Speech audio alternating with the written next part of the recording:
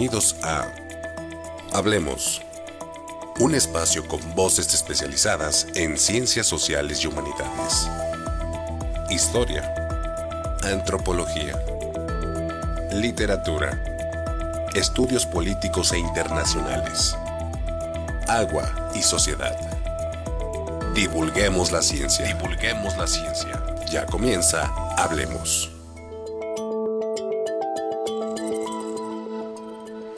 Seguramente todos recuerdan algún villancico en casa de la abuela, la rueda de San Miguel, jugar a estas rondas como Doña Blanca o incluso la leyenda de La Llorona.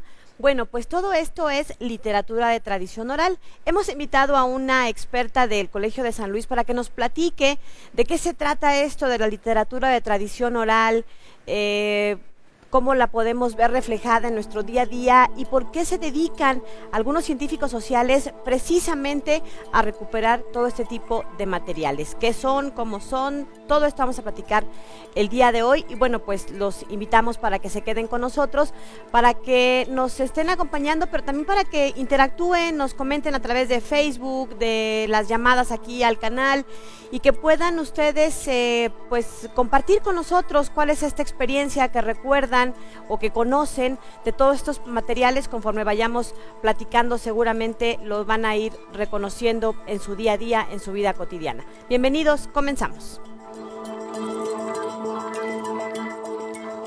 La literatura de tradición oral es un discurso o mensaje transmitido de viva voz dentro de una comunidad, aunque también puede tener alguna forma de transmisión escrita. Esta literatura no se limita a comunicar información de manera funcional, sino que también incluye discursos o mensajes que estén estructurados de forma estética. Puede incluir una variedad de formas de expresión como canciones, cuentos y leyendas, que son transmitidos oralmente de una generación a otra. La literatura oral es bastante amplia y puede ser analizada desde diversas disciplinas, como la filología, la etnología, la antropología, la historia, la sociología, la psicología y la lingüística. Esto significa que su estudio puede proporcionar una comprensión profunda de diversos aspectos de la cultura y la sociedad, así como de la forma en que se transmiten y se preservan las tradiciones a lo largo del tiempo. Si te interesa saber más sobre este tema, te invitamos a conocer los proyectos del Programa de Estudios Literarios del Colsan.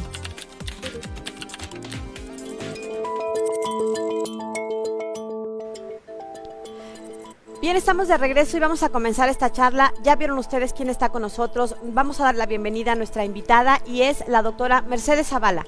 Ella es académica en el Colegio de San Luis en el programa de estudios literarios y bueno, pues una de sus especializaciones, digamos, es trabajar en esta línea de investigación que se denomina literatura de tradición y literatura de tradición oral. No, ya la dije mal. Literatura tradicional y popular. Esa es, literatura tradicional y popular. Doctora Mercedes Zavala, gracias por acompañarnos, bienvenida. Muchísimas gracias, Lidia. Cuando digo que es una experta, créanme que realmente es una experta y la verdad es que nos va a estar acompañando para explicarnos de qué se trata todo esto. Ya veíamos un poquito, ¿no? Todo esto que son canciones, cuentos, historias, leyendas. Ya le decía yo al principio, estas rondas que cuando estábamos chicos algunos todavía nos tocaron, la rueda de San Miguel. Yo no sé si todavía estén en los jardines de niños por ahí recuperando que si Doña Blanca y todos este tipo de rondas infantiles, pero que son de algún modo este tipo de materiales y aunque no nos damos cuenta, vienen de hace muchas décadas, incluso de hace muchos siglos. De eso vamos a platicar con nuestra experta de hoy. Así que bueno, empezamos por preguntarte lo primerito, ¿qué es la literatura de tradición oral? En como 30 segundos, ¿no? Sí, por favor. Es eso, literatura. Estamos acostumbrados a creer que la literatura es escrita y se nos olvida que el ser humano vivió siglos y siglos y siglos antes de llegar a la escritura y siglos antes de llegar a la imprenta. Existía una literatura que se transmitía, o existía la literatura que se transmitía de manera oral. Era la que todo mundo tenía y ya después se especializa, ¿no? Y se hace por escrito y de manera individual. La literatura de tradición oral es colectiva. No que entre todos, porque eso es muy romántico decir entre todos hacemos un cuento, no, la hace un creador, pero existe una estética colectiva.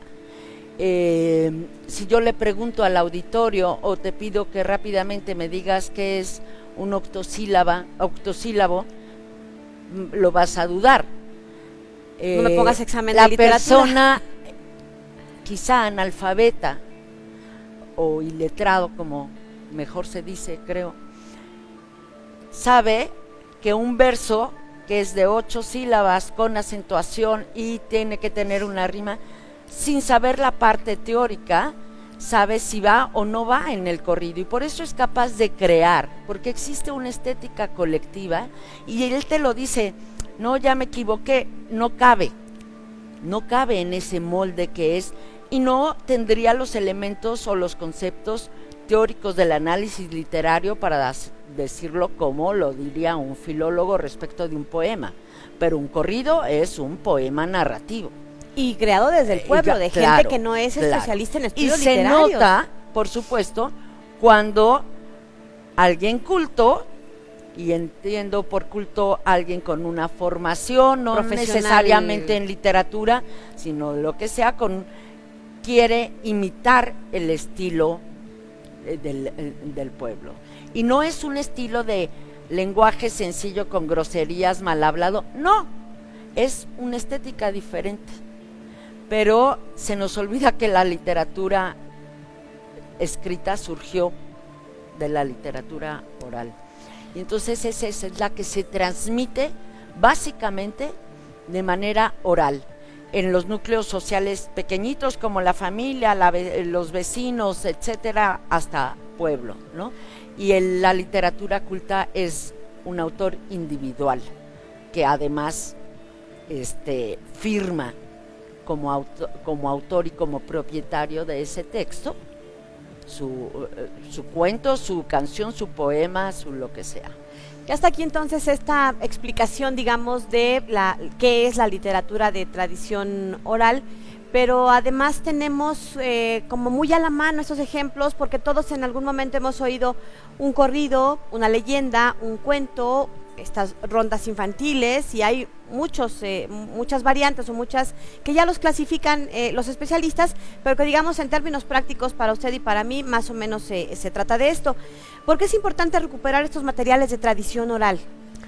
Pues mira, yo no sé si habría que hablar de recuperar, más bien bueno, de porque ahí están, conservar. ¿verdad? Conservar. Ahí están, no es nuestra tarea, no es la de un arqueólogo que va a buscar los restos de algo que fue. La literatura de tradición oral vive, y vive en variantes, porque se va adaptando a través de los siglos, a los contextos locales, a los contextos sociales, ideológicos, del ser humano va cambiando, entonces no piensa igual que en la Edad Media, y eso se nota. Entonces, más que recuperar en ese sentido es estudiarla y como tomar una muestra, ¿no? Así vive. Y claro que en ese así vive influye ahorita pues toda la era digital, la internet y demás, pero conserva muchísimo de ese caudal cultural que nos viene de siglos, ¿no? Heredado, o un caudal que viene de Europa, o concretamente de España, pero que también están mezcladas tradiciones anteriores, y que aquí además se mezclan según las regiones de nuestro país con culturas indígenas, ¿no? Entonces realmente es algo vivo y que a uno le sorprende lo que puede encontrar, ¿no? Hay veces que nos sorprende el origen, digamos, de los materiales orales, ¿no? Que como nos decía ahorita, le vamos a preguntar a ver si nos tiene por ahí algún ejemplo, en donde viene a lo mejor de España de hace 2, 3 siglos o más, y acá le hemos dado como el toque muy mexicano, pero también en las mismas regiones. No es lo mismo cómo vivimos o cómo nuestras costumbres, nuestras prácticas, hasta nuestro tonito al hablar, en Tabasco, en Nuevo León, en San Luis, en la Huasteca, en fin, creo que todas estas variantes pues le van enriqueciendo por ahí. ¿Qué nos revelan estos materiales y qué nos aportan como sociedad? ¿Tienen alguna utilidad? Porque ahorita es algo muy padre que son como una toma de muestra de así se vive, es un fragmento, digamos, de realidad. Ajá. Mira, yo creo que en buena medida somos lo que cantamos y contamos. Entonces, en el sentido de reforzar esa identidad, es valorar ese acervo tradicional, y ahorita estamos hablando de literatura, pero es un acervo que se va adaptando, pero lo importante es conservar. Porque, un ejemplo, que nada tiene que ver con literatura, la manufactura, por ejemplo, de los en la Huasteca. El estambre que se usa ahora es muy distinto al que se usaba hace 200 años. Pero el que se usaba hace 200 años, que se teñía a mano, etcétera, etcétera, pues saldría carísimo. Y los artesanos fueron modificando y empezando a utilizar un estambre más comercial, pero conservando el mismo dibujo, con la misma simbología, la misma estructura. Entonces ocurre un poco lo mismo con la literatura y otras manifestaciones artísticas, como la música también podría hacerlo, ¿no? Tenemos que hacer una pausa, ahora regresamos para seguir platicando con nuestra invitada Mercedes Zavala. Como ya mencionábamos, pues la línea, digamos, de investigación tiene que ver con esta recuperación de materiales, porque es parte de una literatura viva que está, como ya nos decía, pues ahí en las calles, entre las familias, en las comunidades urbanas o rurales, y que se siguen manteniendo, ¿no? Ahora yo creo que efectivamente tienen una manera de circular a lo mejor distinta con todos estos medios digitales, pero bueno, ya nos platicará, porque en el Colegio de San Luis hay un laboratorio de materiales orales que tiene mucho que ver con el trabajo que hace la doctora Mercedes Zavala, pero bueno, ya les seguiremos platicando de este y otros aspectos en la entrevista que tendremos a lo largo de los siguientes minutos. Por lo pronto nos damos a una pausa y regresamos.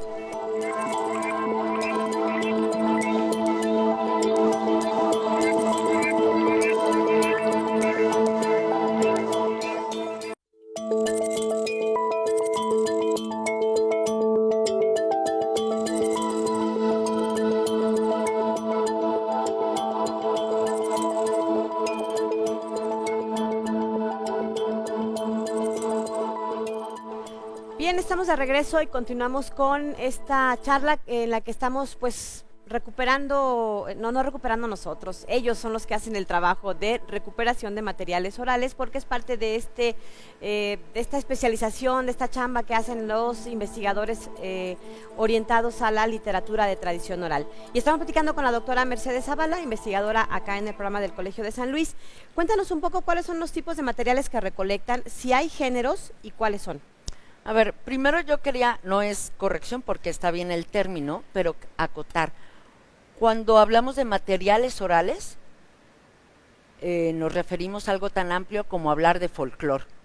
O sea, en materiales orales entraría también, por ejemplo, el contar una receta de cocina, el contar cómo se elabora un textil, etcétera. ¿Y cuál ¿no? sería lo más propio? Literatura. Literatura de tradición oral. Ya. ¿No? Eso a ver si no la vuelvo como... a regar, pero seguramente me corregirá. Justo te acabo de decir que no es equivocación, sino creo... Precisión, digamos, acotar, precisión, tiene acotar. razón, es una acotación porque hay que ir delimitando de manera más propia. Entonces ustedes se encargan de recuperar literatura de tradición oral. Ahora, tú me hablabas de géneros. ¿Hay géneros? Sí hay géneros si los entendemos como moldes, como una especie de moldes, pero bueno, tanto en la literatura culta como aquí, y creo que en otras artes como la música, las formas establecidas no son cerradas.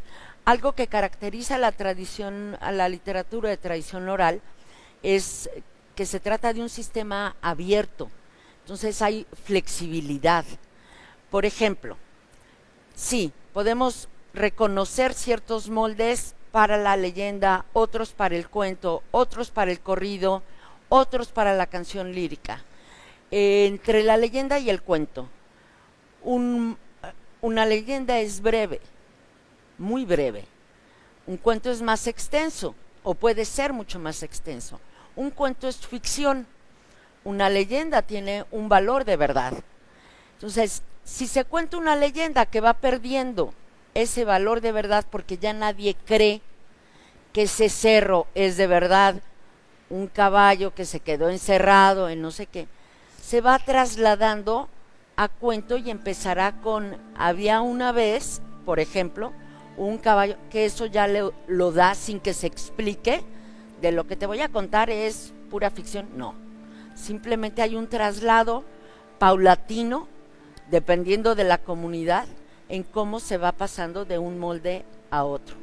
Y la gente sabe, esa estética colectiva y esa memoria colectiva de la que te hablaba, es realmente muy funcional. Alguien me preguntó una vez por qué todos los corridos son tragedias, o por qué hay tanta violencia en el corrido. A ver, porque el corrido es el molde en el que el hombre expresa su tragedia. Para amor feliz, la canción lírica. No vas a hacer un corrido que acabe con final feliz. Vas a hacerlo porque ahí expresas tu tragedia y narras. La otra es más la expresión de un sentimiento. Claro, entonces bueno, hay digamos, pero sí hay como varios moldes, varios grandes grupos. Claro. Canción lírica, corrido, ¿qué más? Cuento, leyenda. La leyenda tiene como distintos procesos en cómo se va formando una leyenda, porque empieza a ser una anécdota, casi que personal o cotidiana de alguien, y se va transmitiendo y va adquiriendo elementos ya de leyenda. Pero lo más importante es que toda esta literatura vive en variantes.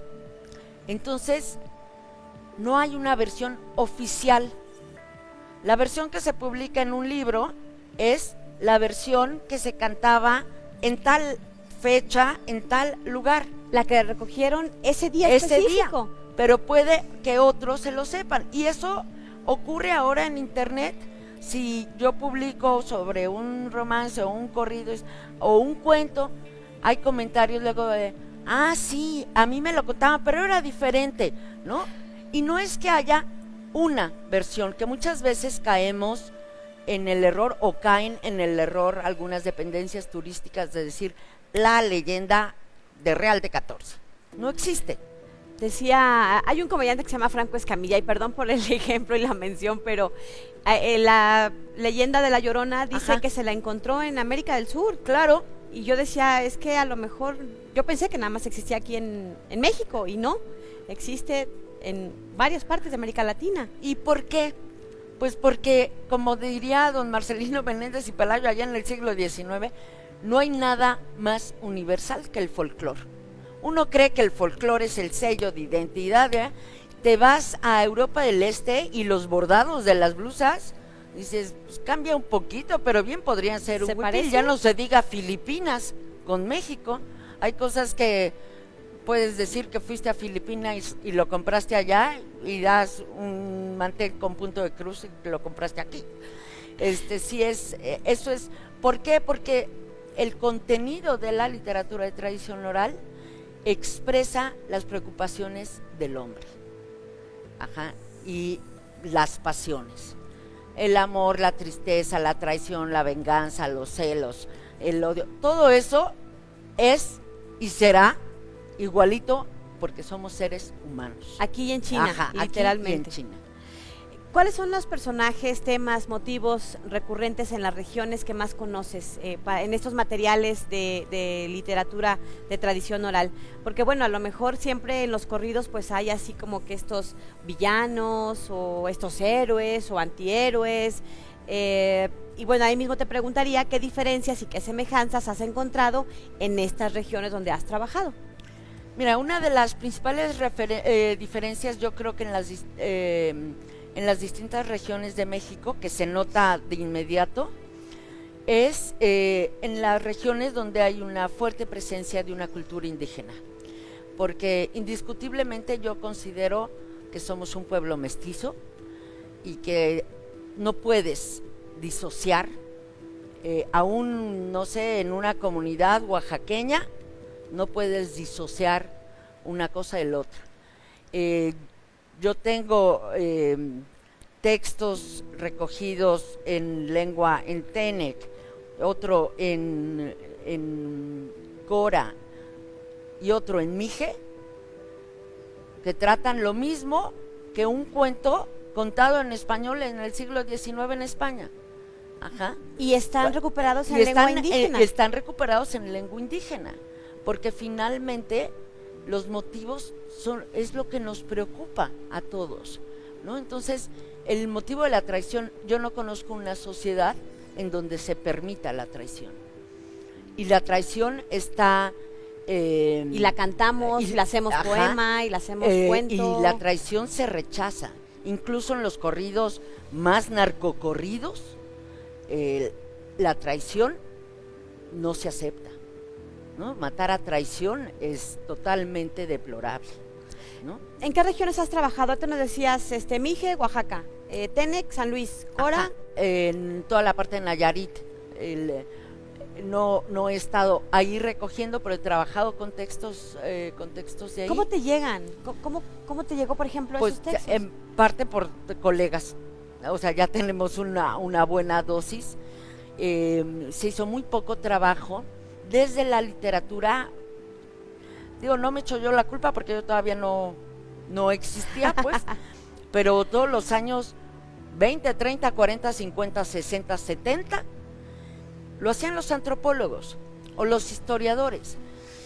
Y qué bueno, pero lo que ocurría es que, pues, recogían los cuentos si les interesaba, y si no, solo decían que se contaban cuentos sobre tal y tal cosa, pero no recogían el texto literario, no lo recogían, porque a mí o a nosotros en literatura lo que hacemos es analizar el texto literario. De la misma manera analizo un corrido, de la misma manera que analizo un poema de Bécquer o de Jaime Sabines, o de Octavio Paz. O sea, simplemente es otro tipo de literatura. Y el hecho de que lo recojamos nosotros, pues ponemos especial atención en que esté contado, porque ahorita muchas veces cuesta trabajo, por ejemplo, que te cuenten La Llorona, porque van a decir, ya se la sabe.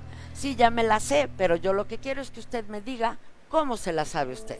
Claro. Y entonces ya la cuenta, ¿no? O te mandan, en internet está, no, ya lo sé que está en internet, ¿no? Pero el chiste es no que recuperen por perdido, pero que revaloricen ese acervo de tradición oral, porque a veces se lo come en un momento dado se pensó en la imprenta o lo impreso, y ahora pues toda la parte digital, ¿no? Desde los años 30 con la radio, pues será mejor cantarla como Pedro Infante que como mi abuelita me la cantaba. ¿Por qué? Pues porque por algo se comercializaban las cosas, ¿no? El chiste es, canta la de Pedro Infante, pero también la que se sabía tu abuelita, ¿no? Claro. Vamos a ir a una pausa y regresamos. Les recordamos que, bueno, pues el programa lo puede ver usted a partir de mañana, miércoles, ya en nuestro canal de YouTube, y agradecemos como siempre todas las facilidades que nos brindan nuestros compañeros aquí de 9TV. Hacemos una pausa y regresamos. Los dejamos ahorita con esta cápsula que tiene que ver con precisamente parte del trabajo que se realiza en el programa de estudios literarios en el Colegio de San Luis y relativo a este grupo de trabajo de tradición sobrenatural. Continuamos. El Grupo de Estudios de Tradición Sobrenatural del Colegio de San Luis es un espacio académico que centra su interés en el enigma de lo inexplicable, sobre todo en el impacto que todos estos aspectos han tenido en la sociedad. Aquí, académicos y especialistas de distintas instituciones internacionales, como la Universidad Autónoma de Madrid y la Universidad Autónoma de Guanajuato, exploran el arte y las creencias de la sociedad relacionadas con lo sobrenatural, adentrándose en lo maravilloso y lo fantástico. rastrean elementos extraordinarios que enriquecen la narrativa tradicional de México. Este proyecto, fundado por la doctora Claudia Carranza, investigadora del programa de estudios literarios, lleva a cabo congresos, talleres y charlas en diferentes modalidades, buscando siempre nuevos horizontes. Comparten su conocimiento mediante publicaciones que puedes encontrar en su bibliografía sobrenatural. Únete a su comunidad en redes sociales y visita su página web para conocer las próximas actividades, novedades y material de consulta.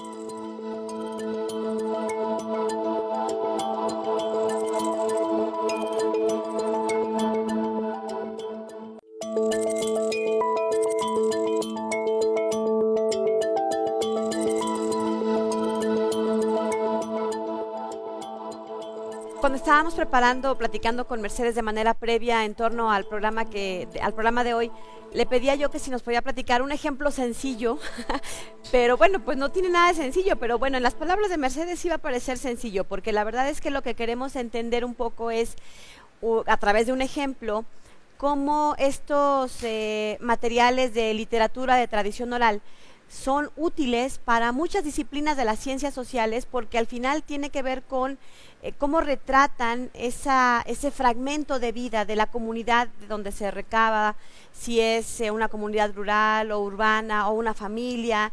Nos dice mucho, pero nos dice mucho a través de, insisto, diferentes disciplinas de las ciencias sociales, por ejemplo, la antropología o la etnología o la filología, que bueno, ya nos irá explicando acá la doctora Mercedes Zavala. Entonces, ¿nos podrías dar este ejemplo sencillo de cómo se analiza desde las diversas disciplinas este material de la literatura de tradición oral? Por ejemplo, filología.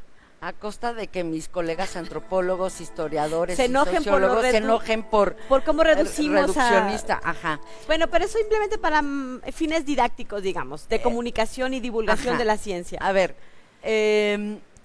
yo creo, tratando de pensar en un ejemplo, desde la filología o literatura o los estudios literarios, en un texto de un corrido o derivado de un romance, yo estudiaría cómo está compuesto, cómo son los versos, cómo es la rima, si cambia, si hay estrofas o no hay estrofas marcadas, si hay una introducción, etcétera, más la historia que se narra, cómo es, qué tema trata el adulterio, bueno, y el adulterio se castiga o acaba como el cornudo y entonces se es ríen, el tono se burlesco celebra. o como muchísimo condena a la mujer, ¿no?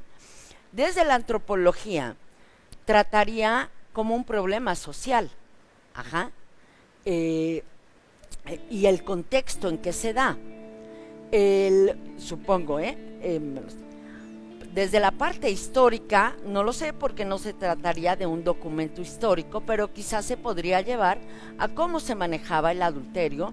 Yo en algún momento, a propósito precisamente de eso, acabé en una historia del Código Penal, de cómo estaba calificado, si como delito o no. Dices, ¿cómo puede ser que todavía muy avanzado el siglo XX estaba codificado el adulterio? Por supuesto, de las mujeres, de los hombres no, esos no cometen adulterio, cometen aventuras o deslices.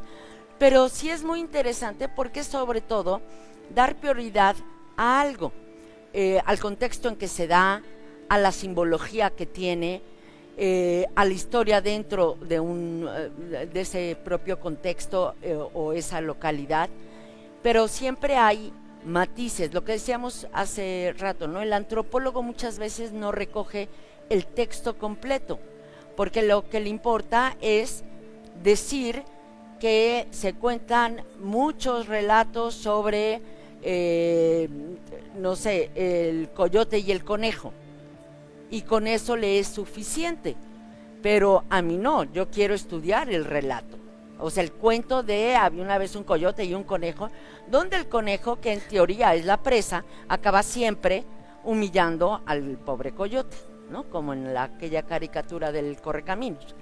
Ese podría ser un ejemplo muy burdo.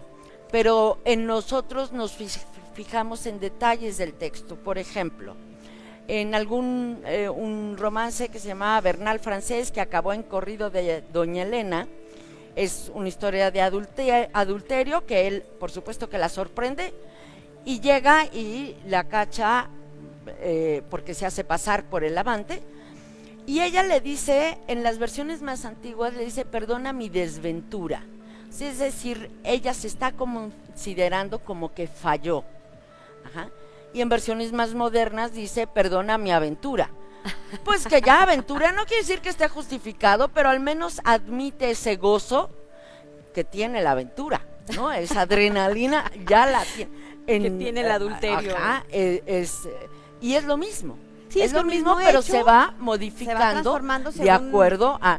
Porque ahorita cada vez hay más corridos donde las protagonistas son mujeres, pero los cambios en la sociedad tardan siglos, o bueno, si no siglos, décadas en permear todas las capas. Antes sí eran siglos, ¿sí? Ahora va mucho más dinámica. Pero la aún sociedad. así, para que llegue a todas las capas y se asuma ese nuevo código de conducta y se acepte, cuesta muchísimo trabajo. Entonces, lo mismo con la literatura, poco a poco cambiará. Vamos a una pausa, los dejamos con no es pausa, es una cápsula que queremos compartirles porque la invitada de hoy, nuestra invitada de hoy, la doctora Mercedes Zavala, tiene muchos libros, varios de esos están por acá sirviéndonos de escenografía y justo les vamos a platicar de una de sus publicaciones en la siguiente cápsula que hemos preparado para ustedes. Continuamos.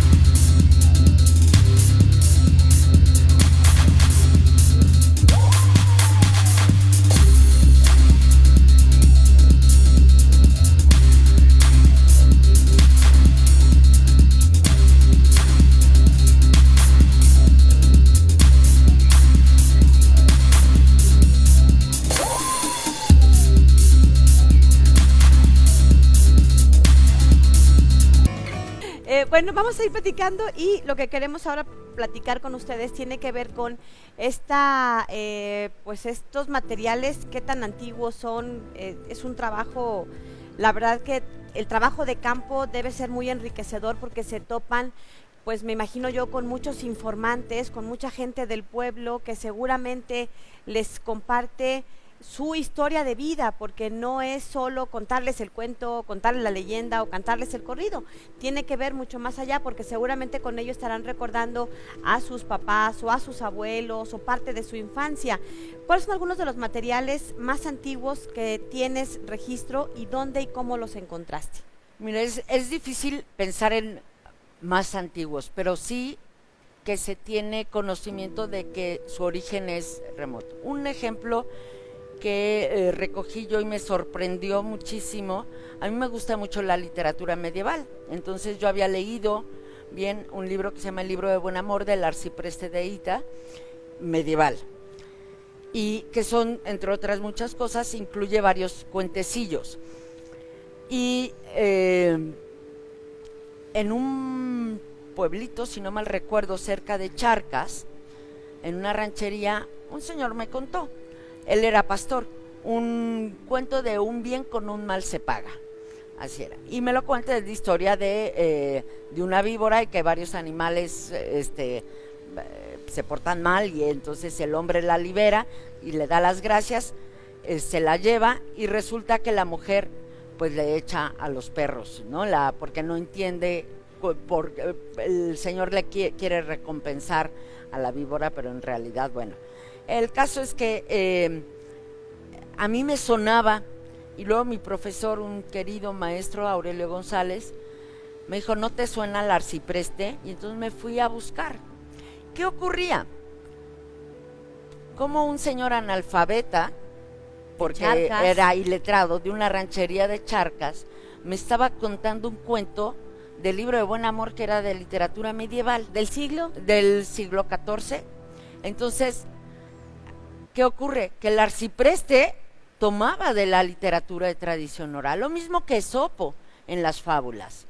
Tomaban lo que habían escuchado toda su vida y se venía transmitiendo. Por eso te decía, ¿no? La literatura oral pues está antes que la escrita. Y entonces, de ahí yo lo conocía. Pero esta parte se venía transmitiendo desde hacía siglos, ¿no? Y aquí, pues ahora sí que llegaba. ¿Y por qué? Porque sea, nos más de está 6 hablando siglos, de por la lo menos. conducta del ser humano con animales domésticos y animales salvajes de su entorno. Por supuesto que en la versión que yo recojo hay un coyote, en la del arcipreste de Ita no hay coyote, porque el no coyote había coyotes en España, ajá. Es propio Entonces, de acá de claro, Mesoamérica. claro, y es una apropiación del texto. Eso lo vemos mucho en los cuentos de animales. Son muy parecidos los de todo el mundo, pero obviamente con los animales locales, ¿no? Ya de que te dicen, te voy a contar un cuento de una cigüeña, ahí ya detectas que lo sacó de un libro o de alguien que se lo contó, pero no de la tradición oral, porque en México no hay cigüeñas. Claro. Ajá. Ah, ok. Sí, es como si en Rusia una abuelita que haya viajado a México y se haya enterado del cuento del conejo y el coyote, le cuente a sus nietos allá de un coyote. Pues será un animal fantástico por allá.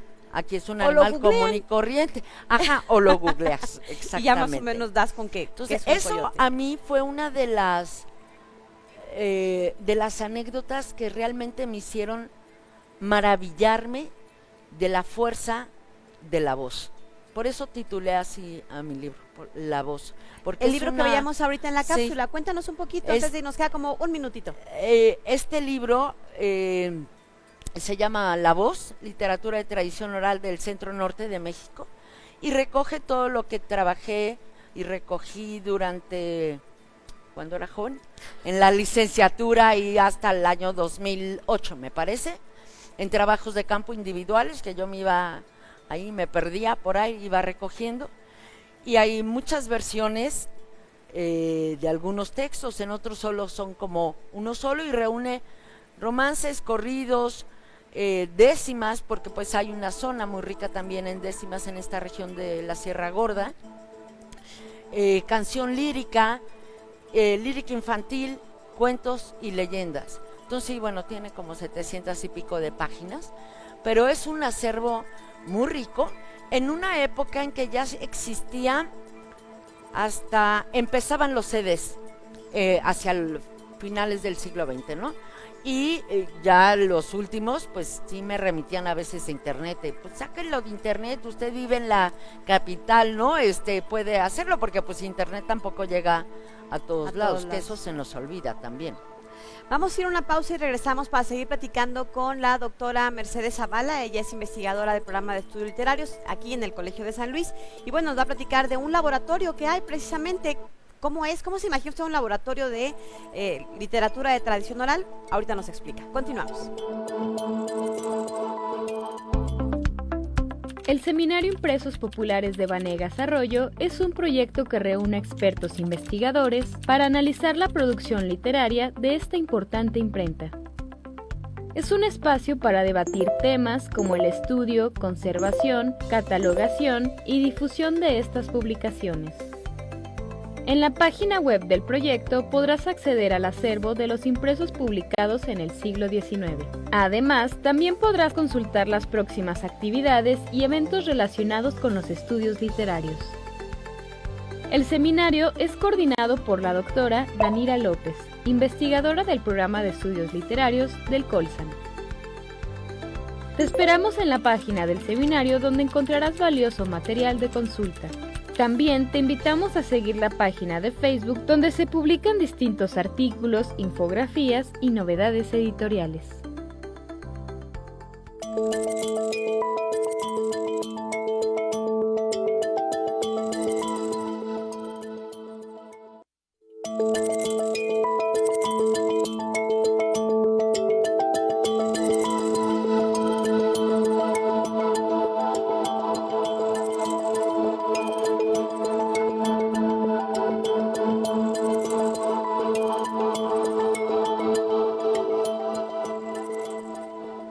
Es muy importante el trabajo de campo que hacen los investigadores que trabajan en esta línea de materiales de literatura de tradición oral.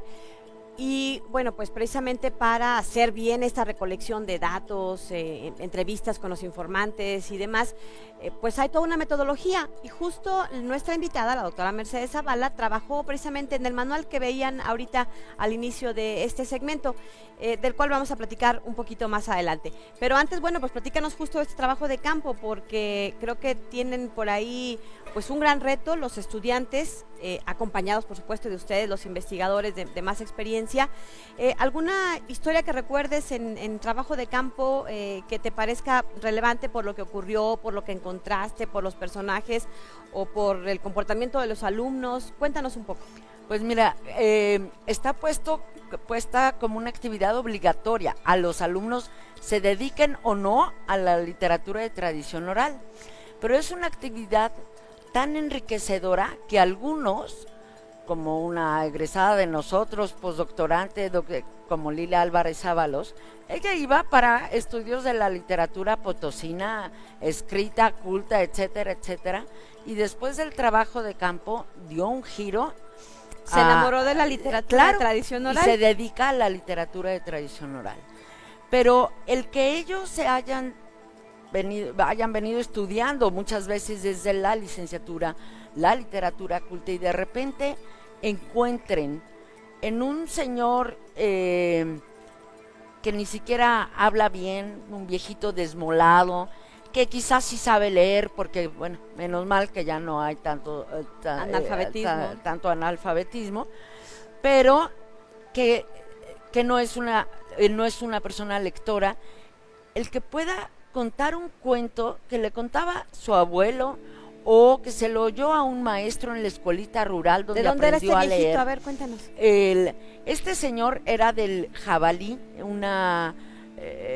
es un ejido de, si no me equivoco, zona media, muy cercana. Es la zona Ciudad media. Fernández. Lo que pasa es que Ciudad Fernández y Río Verde, Río Verde están así todo el tiempo, y a veces es uno y a veces otro.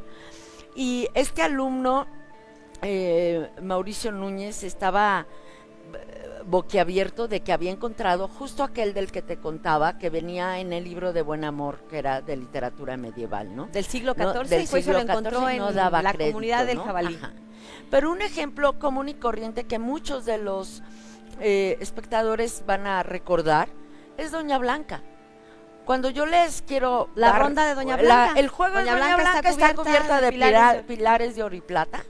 Eso seguramente la cantaban, digamos que los hijos de los conquistadores cuando vinieron, porque está datado de que había un juego infantil que se llamaba Doña Sancha, está cubierta de pilares.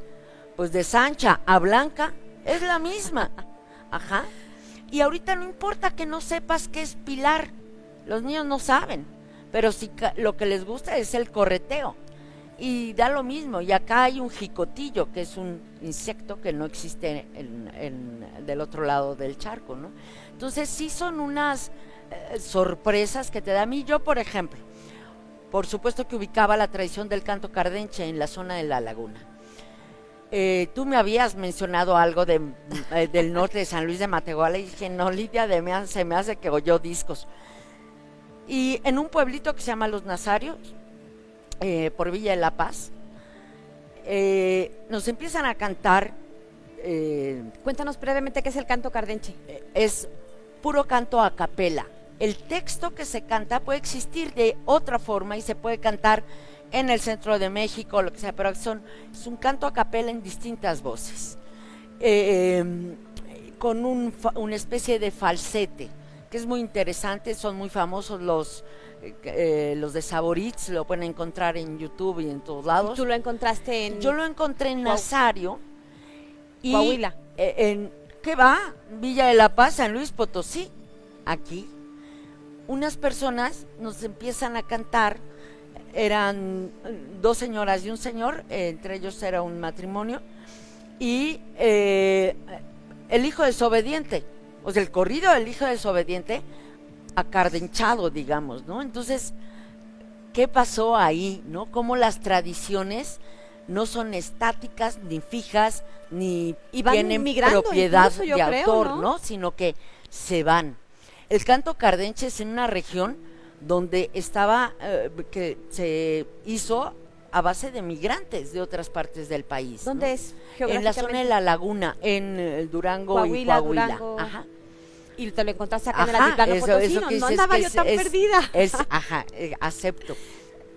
Bueno, decíamos al inicio de este segmento que teníamos la posibilidad de platicar precisamente de esta recolección que hacen de información en los pueblitos, en las rancherías, en comunidades rurales, y tiene que haber una especie de metodología para que sea lo más rico posible, me imagino yo. Y tú escribiste este manual que veíamos, vas con tus alumnos a campo, ahí estamos viendo algunas imágenes. ¿De qué se trata este manual? Manual para la recolección de literatura de tradición oral. ¿Qué pueden encontrar ahí? Mira, es sobre todo un poco lo que decía, cierta metodología enfocada a la recolección de textos literarios. No es muy distinto el trabajo de campo que hace un antropólogo o que hace por ejemplo, en la UNAM, en el NES Morelia, tienen el Laboratorio Nacional de Materiales Orales, donde recogen todo, historias de vida, maneras de cocinar, de coser, de transmitir, de curar. Ajá, nosotros nos enfocamos a literatura de tradición oral. Yo tengo la idea de que el que busca, encuentra, pero si no sabes qué buscas, pues difícilmente vas a encontrar. Pero primero, nunca busques por títulos. La literatura de tradición oral no tiene títulos. Los títulos se los ponemos nosotros. Son algo propio de la literatura culta. Si tú llegas y preguntas por el cuento, por ejemplo, yo quería preguntar sobre Blancanieves, lo que conocemos como el cuento de Blancanieves. Y le pregunté de una que su madrastra no la quería y que entonces la manda matar. Y dice, sí, y me empieza a contar otro cuento que no es Blancanieves. Me dijo, pero sí se parece a uno de Walt Disney, que es Blancanieves, con los enanitos. Y también me lo contó, es decir, tenía perfectamente distinguidos sus dos acervos, ¿no? Entonces, nunca preguntar por títulos, porque existe, muchas veces se le llama por el primer verso, otras veces por el nombre del personaje. Contrabando y traición, que no es literatura tradicional, sino es propiedad registrada y más que registrada de los Tigres del Norte. De los Tigres del Norte. De contrabando y traición. Nadie lo conoce como contrabando y traición. Se conoce el corrido como de Camelia, el corrido la Tejana. de Camelia la Tejana, por supuesto. Ajá. Igual que los cuentos, como decía una niña que me dijo, yo me sé de los 7 muchachos que les costó mucho trabajo casarse con las 7 princesas. Casi me cuenta el cuento como título, ¿no? Pero no hay títulos. Y yo creo que este manual es muy importante para que, precisamente como tú decías, ¿no? Para cuidar esta metodología y pues hacer mucho más rica este trabajo de recolección de la literatura. En un minutito que nos queda, cuéntanos un poco del laboratorio de materiales orales que hay en el Colegio de San Luis. Ahora, el laboratorio es eso, un laboratorio que es quien ordena, edita, limpia todo el material que recogemos y lo pasa, digamos, que al GILTOM, que es el Grupo de Investigación en Literatura de Tradición Oral de México, que es ya quien lo estudia, lo analiza, incluso lo clasifica de manera más fina. En el laboratorio se dividen prosa, en verso, etcétera, ¿no? Y en corrido, géneros. Poesía, cuento, leyenda. O sea, ustedes llegan con estas grabaciones en audio y las vacían ahí, las digamos. vacían ahí, las cortan, a veces está muy bien el audio con todo y video, otras veces no, hay gente que no le gusta que la graben de video, entonces solo es el audio, lo segmentan, lo limpian porque no contamos como un estudio aquí, uno graba adentro, tratando de que sea dentro de la casa o quien atiende una tiendita, pero llega el cliente. Como veíamos ahorita, ¿no? Sí. En la tiendita, abajo de un mezquite, donde te sea. toque Entonces la informante. Y por ejemplo, si lo haces a las 5 de la tarde, no se oye nada por los pájaros que regresan, ¿no? Entonces, ese tipo de cosas es la que se hace en el laboratorio y luego ya como que se pasa a poderlo trabajar. Y está, digamos, interconectado con otros laboratorios que hay en todo el Sí, país. no hay muchísimos y menos que se dediquen a esto, pero el Laboratorio Nacional de Materiales Orales, que es un mega laboratorio ¿Es que el de la tiene UNAM? la UNAM en Morelia y otro en Querétaro, son creo que los más Completos. fuertes. Ajá. Mercedes, muchas gracias por habernos acompañado. Pues Nos a terminó ti el por tiempo. haberme platicado, nos podríamos haber extendido muchísimo y pues es eso, que los espectadores recuerden, hagan ejercicios de memoria y pregunten y valoren.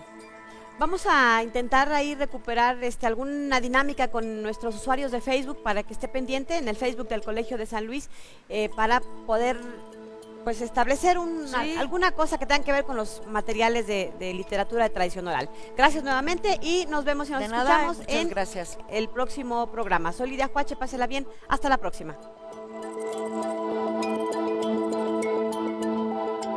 El Colegio de San Luis te invita a los eventos y actividades que se llevarán a cabo durante los próximos días. El Laboratorio de Investigación, Género, Interculturalidad y Derechos Humanos del Colsan realizará el taller Autocuidado Feminista en Ambientes Laborales, el 29 de mayo a las 16:30 horas en modalidad virtual. Inscríbete sin costo. Ya comenzó el seminario permanente La Unión Europea ante la crisis de una nueva década, del 11 de marzo al 2 de diciembre a las 9 horas en la sala de seminarios 6. Para mayor información puedes enviar un correo a enriqueta.serrano@colsan.edu.mx. Te invitamos a la charla Migrantes y Refugiados, Perspectivas de Integración en San Luis Potosí, el 30 de mayo a las 19 horas en la Sala Miguel Caldera. No olvides registrarte. El Seminario Online de Ciencias Sociales Computacionales continúa con su siguiente sesión con el tema Modelos Multinivel, Conflictos de Organizaciones Criminales y la Democracia Electoral, el 13 de junio a las 17 horas por Facebook Live del Colsan. Consulta los detalles de este y otros eventos a través de nuestra página web www.colsan.edu.mx y síguenos también en nuestras redes sociales.